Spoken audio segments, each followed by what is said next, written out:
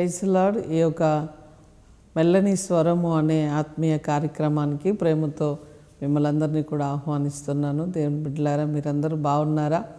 ఉదయకాలం లేచారా? దేవుని వాక్యాన్ని చదివారా? ప్రార్థించారా? దేవునితో సావాసం ఎలా ఉన్నది? దేవుని యొక్క స్నేహం ఎలా ఉన్నది? దేవునితో మీరు నడుస్తూ ఉండగా ఈ 20 రోజులు కూడా ప్రభు ఎలా ఆయన మెల్లని స్వరాన్ని వినిపిస్తున్నాడు, చక్కటి వాగ్దానాలు ఇస్తున్నాడు, మనల్ని ధైర్యపరుస్తున్నాడు. ప్రతి రోజుకు కావలసిన మన్నా ఆయన మనకు ఇస్తూ ఉన్నాడు. ఈరోజు చక్కటి మాటలు ప్రభు మనతో మాట్లాడనే ఉన్నాడు. సామెతల గ్రంథం 16వ అధ్యాయం 3వ వచనాన్ని మనం చదువుకుందాం.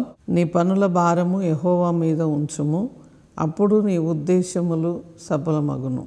చూడండి, మన భారము మన మీదనే మోపుకుంటాం. అంటే నేను చేయాలి కదా, నేనే చేయాలి కదా అని ఒక ఆలోచన.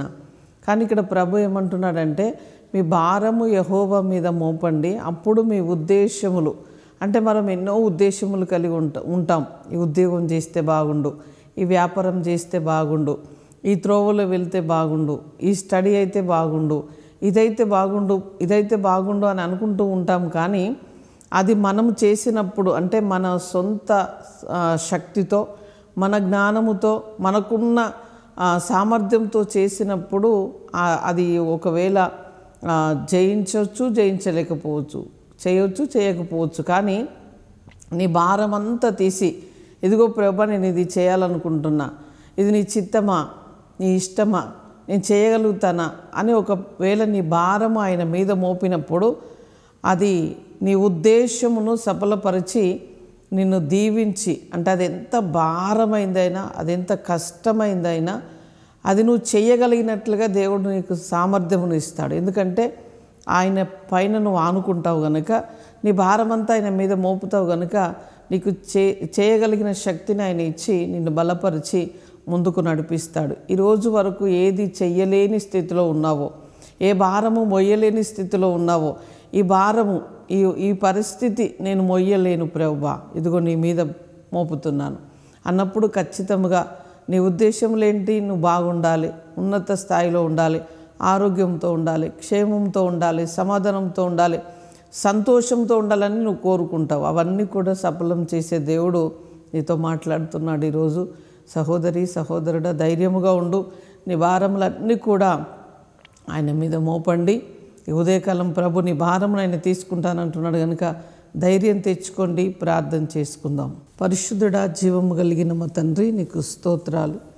నీతి సూర్యుడా, నీతిమంతుడా, నీకు స్తుతులు చెల్లిస్తున్నాం. ఈరోజు ప్రభువా, నీ భారమంతా నా మీద మోపమంటున్నావు, నీ ఉద్దేశములు సఫలం పరుస్తానంటున్నావు తండ్రి. ఇదిగో నీ బిడ్డలు ఎవరెవరు భారముతో ఉన్నారో, వారు చెయ్యలేని, అయ్యా వారు మొయ్యలేని భారములు ఏమున్నా కూడా అవన్నీ కూడా నీ మీద మోపుతున్నాం. నీ బిడ్డల అయా తండ్రి ఉద్దేశములన్నీ కూడా సఫలపరచండి అయా. నూతన కార్యము మీరు జరిగించండి. ఒక్కొక్కరి చేతి పనులు, ఉద్యోగాలు, వ్యాపారాలు తండ్రి, వారి యొక్క బిడ్డల చదువులు అయా, ప్రతిదీ కూడా తండ్రి వారికి అయా భారముగా ఉన్నవన్నీ కూడా నీ మీద మోపుతున్నాం అయా. మీరు వారిని దీవించమని, ఆశీర్వదించమని, మేలుతోనూ, కృపతోనూ, ఆశీర్వాదములతోనూ, మహిమతోనూ నింపమని ప్రార్థిస్తున్నాం అయ్యా. వారి మీద నీ కృప అధికము కావాలని ప్రార్థిస్తున్నాం.